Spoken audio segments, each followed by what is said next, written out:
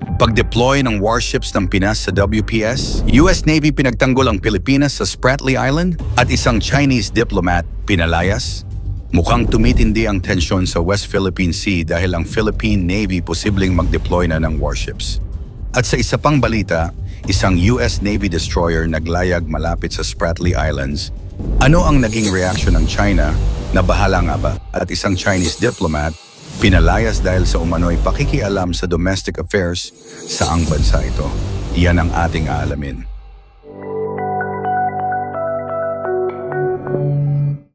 Philippine Navy warships sa West Philippine Sea.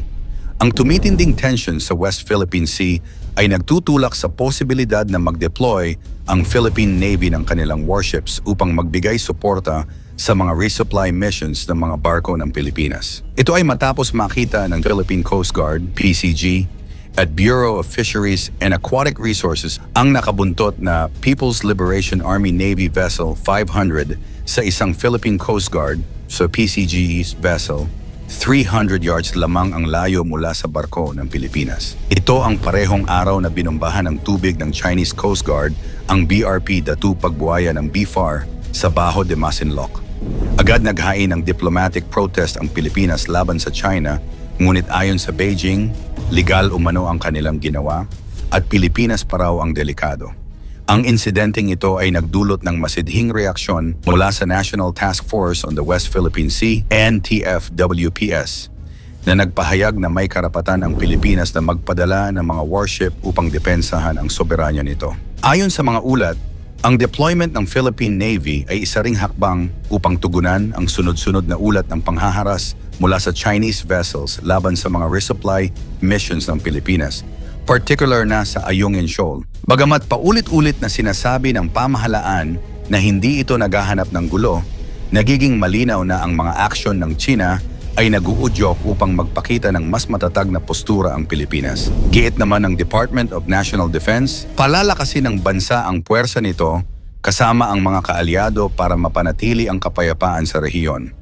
Ngunit sa kabila ng lumalaking tensyon, nananatili sa monitoring mode ang Philippine Navy. Nilalayon nitong iwasan ang karagdagang tensyon na maaaring magdulot ng direktang komprontasyon.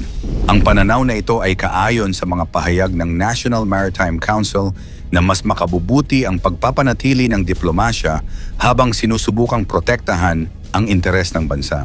Ang sitwasyong ito ay nagpapakita ng masalimuot na balanse na hinaharap ng Pilipinas sa pagitan ng diplomasya at pagpapakita ng lakas.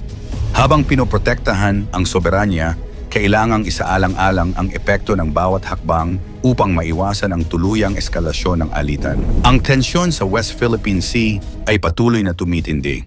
Nagbubunsod ito ng mga hakbang mula sa Pilipinas upang protektahan ang soberanya nito. Habang nananawagan ang bansa ng mapayapang solusyon, malinaw na ang pagsuporta ng mga kaalyadong bansa tulad ng US at Japan ay nagbibigay daan para sa mas epektibong pagtatanggot laban sa patuloy na pambubuli ng China. Ngunit ang pagpapalakas ng presensya ng militar sa rehiyon ay nagdadala rin ng panganib na lalong magpalala ng sitwasyon. US Navy destroyer lumayag malapit sa Spratlys. Lumalakas ang tensyon ng China at Amerika kasabay ng paglalayag ng isang US Navy destroyer malapit sa Spratly Islands, bahagi ng tinatawag na Freedom of Navigation Operations ng Amerika. Ang operasyong ito ay hindi lamang para ipakita ang presensya ng US sa rehiyon, kundi para rin ipahayag ang suporta sa mga kaalyado nito, kabilang ang Pilipinas. Sa parehong rehiyon, nagsasagawa rin ng maritime exercises ang Japan Maritime Self-Defense Force, Philippine Navy at US Navy upang patatagin ang kanilang interoperability at tumugon sa mga banta sa seguridad ng karagatan. Tila malinaw na ang hakbang ng US ay isang tugon sa patuloy na agresyon ng China sa West Philippine Sea. Hindi naman ito nagustuhan ng China. Ayon sa Chinese Foreign Ministry, ang FONOPS ng Amerika ay isang provocation na lalo lamang nagpapalala sa sigalot sa rehiyon. Pinanatili ng China ang kanilang posisyon na sila ang may soberanya sa halos buong South China Sea, kabilang ang mga pinag-aagawang teritoryo tulad ng Spratly Islands na kinikilala ng United Nations Convention on the Law of the Sea bilang bahagi ng Exclusive Economic Zone ng Pilipinas. Gayunpaman, nanindigan ang Estados Unidos na ang kanilang layunin ay ang pagpapanatili ng freedom of navigation at pagtitiyak ng pagsunod sa international law. Ang ganitong aksyon ay bahagi ng mas malawak na estratehiya ng Amerika upang ipakita ang suporta sa regional na seguridad at hadlangan ang agresibong pagkilos ng China. Habang patuloy na umiinit ang sitwasyon, nananatiling sentro ang West Philippine Sea sa global geopolitics. Ang presensya ng mga puwersa mula sa iba't ibang bansa ay malinaw na nagpapakita na ang sigalot sa rehiyon ay hindi na lamang isang isyong pangrehiyon, kundi isa ng pandaigdigang usapin na maaaring magdulot ng mas malawak na epekto. Isang Chinese diplomat pinalayas. Isang kontrobersyal na hakbang ang ginawa ng Paraguay matapos ideklarang persona non grata ang isang Chinese diplomat na si Xu. Ayon sa mga ulat, si Xu ay hinihinalang ng himasok sa mga domestic affairs ng bansa, tulad ng paghikayat sa Paraguay na putulin ang diplomatic ties nito sa Taiwan. Agad na binawi ng Paraguay ang visa ng diplomat at binigyan siya ng 24 oras upang lisanin ang teritoryo nito. Ang Paraguay ay nananatiling natatanging kaalyado ng Taiwan sa South America. Sa kabila ng masidhing diplomatic pressure mula sa China, hindi natinag ang Paraguay sa pagkilala sa Taiwan bilang isang sovereign state, isang ugnayang tumagal na mula pa noong 1957. Pinapalakas ng insidenteng ito ang desisyon ng Paraguay na ipakita ang kanilang pagkakaisa sa Taiwan sa kabila ng mapanganib na implikasyong maaaring idulot ng tensyong ito sa relasyon nila sa China. Ang deklarasyon ng persona non grata ay isang matapang na hakbang na bihirang gamitin sa diplomasya. Sa kasong ito, malinaw na nais iparating ng Paraguay ang mensahe nito laban sa anumang anyo ng pangingialam sa kanilang soberanya. Sa kabilang banda, kinondena ng China ang hakbang na ito na nagsasabing ang Taiwan ay isang probinsya lamang nila at ang Paraguay ay dapat sumunod sa One China policy. Sa isang rehiyong patuloy na nililigawan ng China gamit ang economic investments at trade opportunities, ang pagtindig ng Paraguay ay isang inspirasyon para sa iba pang bansang nakararanas ng matinding pressure mula sa China. Gayunpaman, sa tumitinding tensyon sa pagitan ng mga kaalyado ng Taiwan at ng China, nananatiling isang palaisipan kung hanggang kailan maipapakita ng Paraguay ang ganitong tapang at katapatan sa kanilang paninindigan.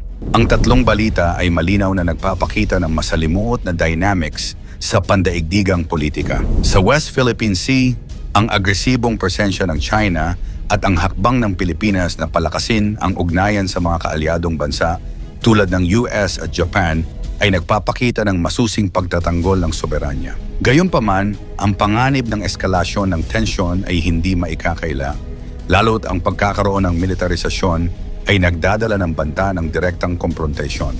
Samantala, ang Freedom of Navigation Operations, FONOPS, ng US ay simbolo ng suporta para sa rule-based order, ngunit nagdadala rin ng tensyon dahil itinuturing ito ng China bilang provocation. Ang mga maritime exercises na kasama ang Pilipinas at Japan ay hindi lamang tungkol sa kalayaan sa paglalayag, kundi isang paraan upang patatagin ang alyansa sa harap ng lumalaking impluensya ng China sa rehiyon. Sa kabilang banda, ang kontrobersyal na hakbang ng Paraguay laban sa Chinese diplomat ay sumasalamin sa hamon ng maliliit na bansa sa gitna ng labanan ng impluensya ng China at Taiwan.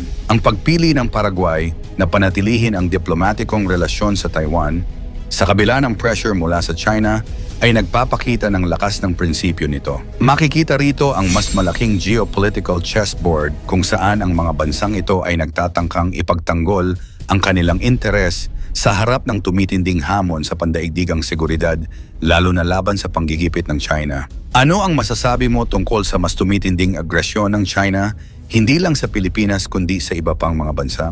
Ikomento mo naman ito sa ibaba. Huwag kalimutang i-like at i-share. Maraming salamat at God bless.